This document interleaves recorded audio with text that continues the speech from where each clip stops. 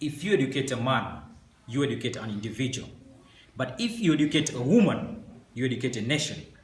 This is one of the most famous African proverbs talking about the beauty of girl-child education and gender equality. Despite the prominent fight for equality, women still face a lot of challenges today in our communities in the name of culture. Forced marriage in hunt for wealth through bride price, and soon we forget about the happiness of our sisters, as though there's no accountability made for the wealth brought forth that fades just like the ashes. Rape, where heartless men find pleasure in the sobs of a woman crying for mercy, leaving many infected with diseases and children without fathers. It is too sad at times the girls can't speak up because it is done to them by close relatives and friends. Domestic violence, women suffering in the hands of their beloved husbands and relatives, and yet some are not the cause for their beating. Besides, beating a woman doesn't prove you are a man enough. Girl-child labor, in the vein of a culture that injunctions the duties of a girl in search for beauty in hard work. Early marriages, greatly affecting the young minds and the bodies of the girls. Please save our sisters from the suicidal pain.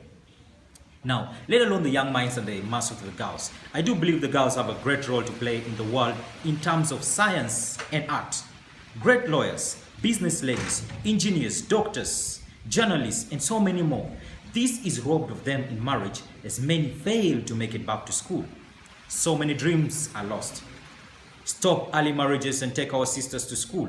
For if educated, they become the voice of the unheard women that is evident in the great African women. For example, the Nigerian novelist Chimamanda Ngozi fighting for the empowerment of women, the Motswana Bogola Joy, the Zambian BBC journalist Lukwesa Burak, the fierce Ethiopian entrepreneur Bethlehem Alemu, the Kenyan environmentalist Wanjira Maathai, the Speaker of the Parliament of Uganda Rebecca Kadaga, the Beninese singer and activist Angelique Kidjo, and our very own Rebecca Nyandeng de Mabur, the 4th Vice President of the Republic of South Sudan. These and many more are some of the role models the girls can look up to.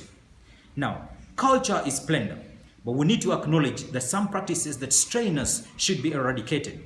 We should look at helping the disadvantaged group to see light and hope for the future.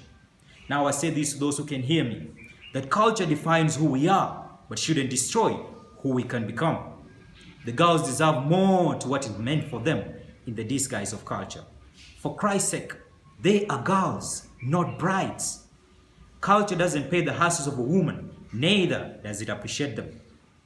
We need not to be left behind in raising voices for equality. Stand for the girls today and stand for the future of this nation.